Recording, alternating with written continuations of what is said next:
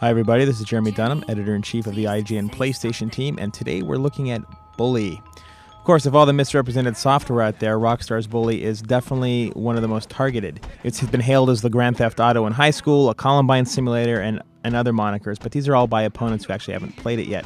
But the real question is all this moral grandstanding and forecasted warnings really warranted?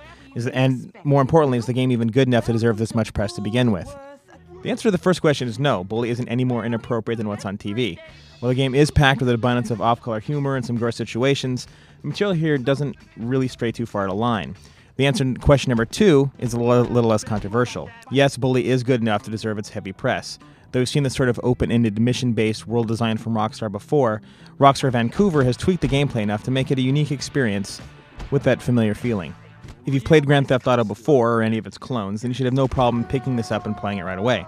The mechanics, the storytelling, its techniques, and overall feel of the game are definitely recognizable for fans of the GTA series. Elements from San Andreas, Manhunt, The Warriors, that's all in there. But the scope is actually different. This is a tale about the township of Bulworth and its particularly rough scholastic system. So everything about the experience has been scaled down to fit that ideal. That doesn't mean that Bully is small in size, mind you, because Jimmy's story is actually quite enormous. There's more than 100 NPCs, multiple commercial and residential neighborhoods, a giant body of water, secret areas, and an outsized school grounds. So there's definitely plenty to do. In fact, it isn't a stretch of the imagination to say that Bully is one of the largest and deepest games that we've seen on PlayStation 2 all year. The first chapter of the game is built as a tutorial, and because it's sort of slow and easygoing, it might put off some of the more action-oriented gamers out there. But once the second chapter starts, things really start to open up. Jimmy can take part in practically every activity you'd imagine a teen doing in his spare time. Bicycle racing, skateboarding, picking up girls, these are all things that Jimmy can do. He can even take jobs to earn extra money, which he can then use to buy food or clothes or other things that you might need. Working at the local burger joint, running errands for classmates and businesses, mowing lawns, even taking a paper route, these are all things you can do, and they're a lot of fun to play.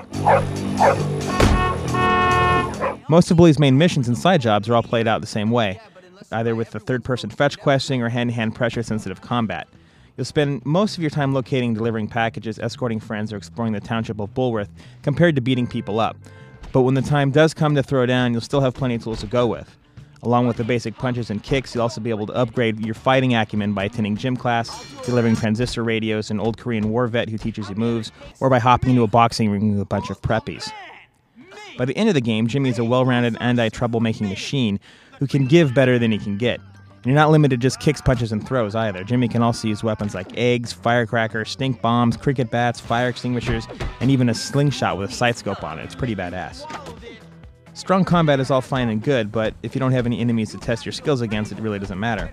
Luckily, Bully has them, and each one of the 6 factions in the game has their own unique fighting style with particular strengths and weaknesses.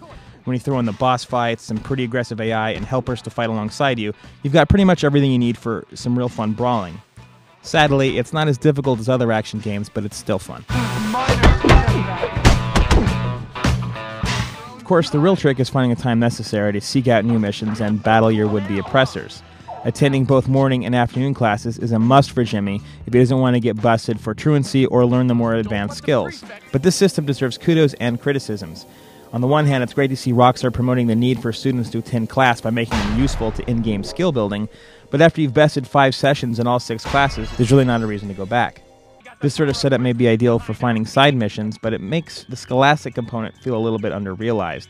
Giving users an incentive to keep going back again and again would have been a better move than just making them obsolete once beaten. Still, Bully's classroom sequences are still a lot of fun while they last, and they're made up of a number of different mini-games that throw elements from all sorts of different classics in there, be they kicks, or some of the old-school 2D racers, you name it, it's in there.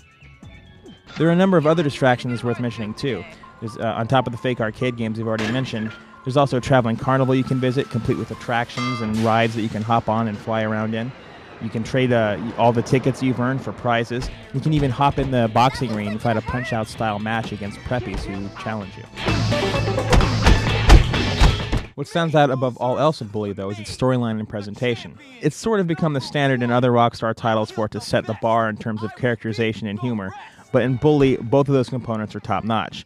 It's easily one of the funniest PlayStation 2 titles we've ever seen, and it's one of the few pieces of software out there that you can actually call a comedy. Taste the chemical freshness. Awesome! Excuse me. Another important aspect of the game's presentation can be found with its audio. Though its press materials boast more than 39,000 lines of conversation, which somehow suffers from repetition during the free exploration moments, Bully's soundtrack is really what stands up and makes our ears take notice.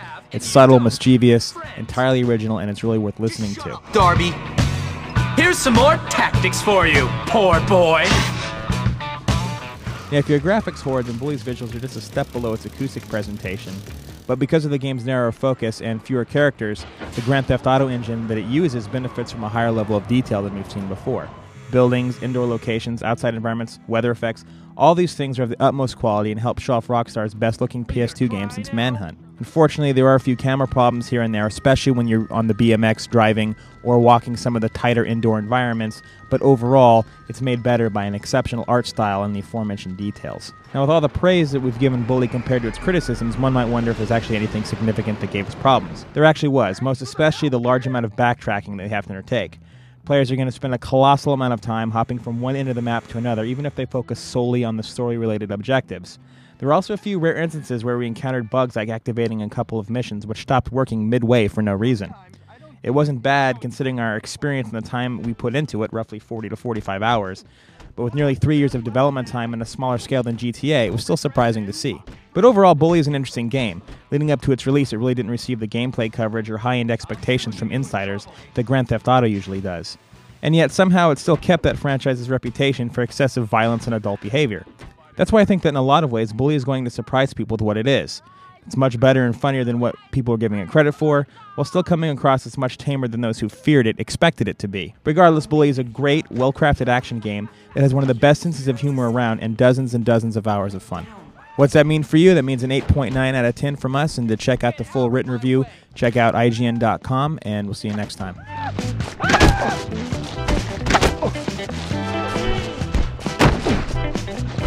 Back off! I'll put you in your place!